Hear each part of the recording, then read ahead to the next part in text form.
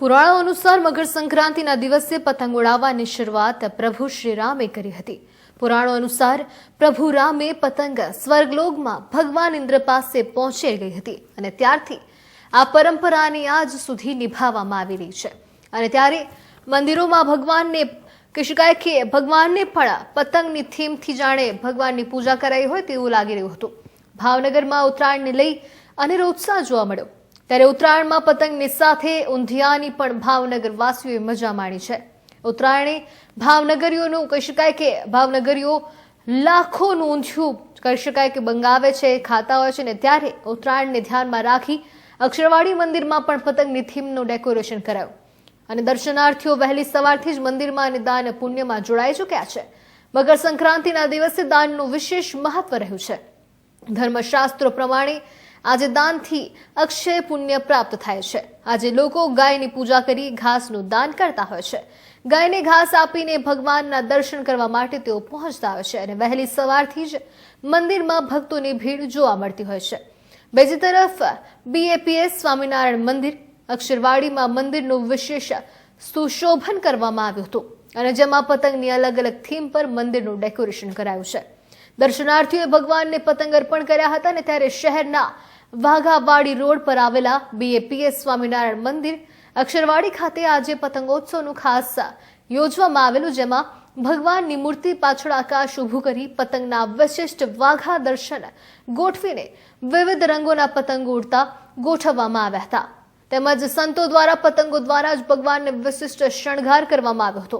14મી જાન્યુઆરી એટલે પતંગ પર્વે મકર સંક્રાંતિની ઉજવણી માટે પતંગ પ્રેમીઓમાં અનેરો જ થનગનાટ જોવા મળી રહ્યો છે અને ત્યારે શહેરના નાના મોટા સહુ કોઈ પતંગના આકાશી યુદ્ધમાં રંગબેરંગી પતંગોથી જોવા મળેલા હતા. આકાશી યુદ્ધમાં ભગવાનને પણ પતંગનો શણગાર કરી યુદ્ધમાં સામેલ થયા હોય તેવું લાગી રહ્યું હતું. ભાવનગરથી અક્ષરવાડીમાં ભગવાનને પતંગનો શણગારથી વસ્ત્રો પહેરવામાં આવ્યા હતા અને જે હરિભક્તો માટે ખૂબ જ આકર્ષણનું કેન્દ્ર બન્યું હતું.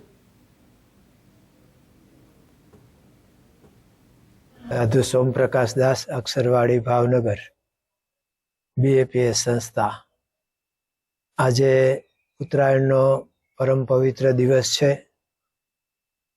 આમ તો સૂર્ય ઉત્તરાયણના થાય એટલે ઉત્તરમાં રહેતા, પૃથ્વીના ઉત્તર ભાગમાં રહેતા બધાને આનંદ થાય, કારણ કે ઠંડી દૂર થશે એટલે સૂર્યનારાયણ આપણી રક્ષા કરશે એવો મૂળ હેતુ હોય છે. અને સાથે સાથે સૂર્ય મકર રાશિમાં પ્રવેશે છે એટલે એના શાસ્ત્રોમાં દાન પુણ્ય કરવાનો મહિમા લખ્યો છે. એટલે લોકો તો બધા અહીંયા મંદિર સુધી ના આવી શકે એટલે મેં સંતો, હરિભક્તો, બાળકો સહિત બધા ગામમાં આ દાન લેવા માટે, જોડી માગવા માટે જઈએ છીએ અને લોકો પ્રેમથી આપે છે અને દર વર્ષે લોકો રાહ જોતા હોય છે કે ક્યારે આવશે. એટલે અને એ સારા કામમાં પછી વપરાય છે. અહીંયા છાત્રાલય પણ છે અને બાળકોને પણ બધી ટ્રેનિંગ આપવામાં આવે છે. અને પૂર્વે 2002ની સાલમાં પરમ પૂજ્ય પ્રમુખ સ્વામી મહારાજે અહીંયા એમની ઉપસ્થિતિમાં જ તે આ જોડી પર્વ ઉજવાણેલું અને ત્યારે લગભગ 10,000 ભક્તો ભાવિકોએ અહીંયા જોડીમાં દાન અર્પણ કરેલું. એની પણ મને અત્યારે સ્મૃતિ થાય છે અને સાથે સાથે બધા માટે પ્રાર્થના કરીએ છીએ કે સૌના તને મને ધને કરીને સૌ સુખી થાય, સૌને દેશકાળ સારા રહે અને આખા વિશ્વમાં શાંતિ રહે એ પ્રાર્થના. ખાસ કરી ભગવાનના પતંગ છે, દોરા છે અને એ તો લોકો જે ઉજવે છે એને આનંદ થાય એટલે ભગવાન તો અત્યારે ધનુર્માસમાં આજે છેલ્લો દિવસ એટલે ભણીને